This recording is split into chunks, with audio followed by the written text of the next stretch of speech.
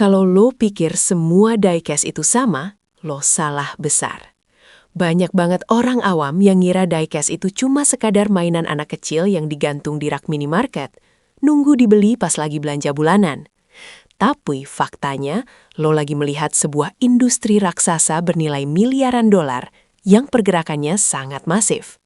Dunia diecast, dari yang harganya puluhan ribu sampai puluhan juta rupiah, ternyata secara diam-diam cuma dikuasai oleh 4 kekuatan besar atau 4 wilayah utama di dunia. Keempat wilayah ini punya filosofi, target pasar, dan rahasia industrinya masing-masing yang bikin produk mereka unik banget. Mulai dari cara mereka mendesain mobil, memilih material, sampai gimana cara mereka mencuci otak para kolektor buat terus-terusan beli produk mereka. Di video kali ini, kita bakal bedah tuntas anatomi industri diecast dunia. Siapin cemilan lo, karena setelah nonton video ini, cara lo melihat koleksi mobil-mobilan lo di lemari bakal berubah selamanya. Mari kita mulai dari rajanya branding, Amerika Serikat. Amerika mungkin bukan yang paling presisi atau punya detail paling gila dalam membuat miniatur mobil, tapi mereka paling jago bikin lo ingat sama produk mereka. Kenapa? Karena filosofi dasar pabrikan Amerika adalah fun, racing, and strong branding. Lo pasti langsung kepikiran satu nama, Hot Wheels.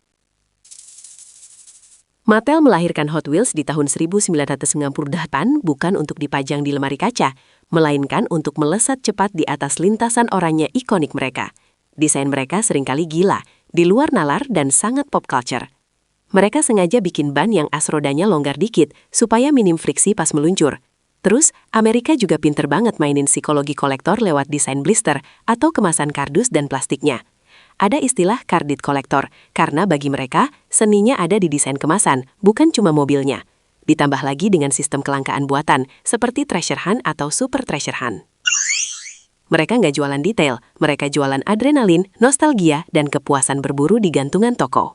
Sekarang kita terbang melintasi Samudra Pasifik, menuju timur, ke negeri matahari terbit, Jepang. Kalau Amerika fokus ke imajinasi liar dan balapan lintasan, Jepang punya filosofi yang beda 180 derajat. Di Jepang, diecast dibuat bukan sekadar buat mainan, tapi murni sebagai miniatur mobil asli.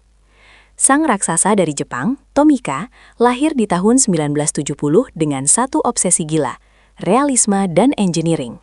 Soft mechanical clicking. Lo tahu kenapa rata-rata Tomica punya suspensi yang empuk banget pas ditekan? Karena jalanan di Jepang itu sempit. Anak-anak di sana lebih sering main di atas lantai rumah atau tatami, bukan di lintasan panjang. Jadi feeling mobil membal seperti aslinya itu penting banget. Selain itu, proporsi bodi dan catnya dibuat semirip mungkin dengan katalog mobil aslinya. Dan jangan lupakan, kasta tertinggi mereka, Tomica Limited Vintage atau TLV. Camera shutter snapping.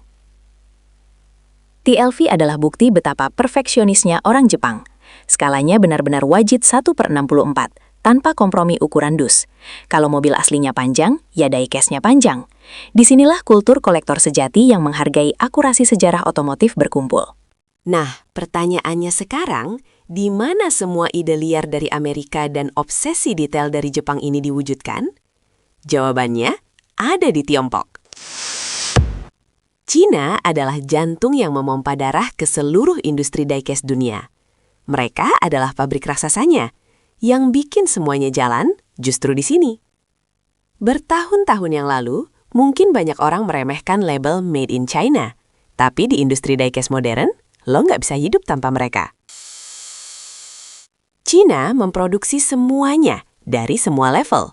Mulai dari mobil-mobilan murah yang harganya cuma 20.000 perak, sampai diecast premium yang detailnya bikin merinding.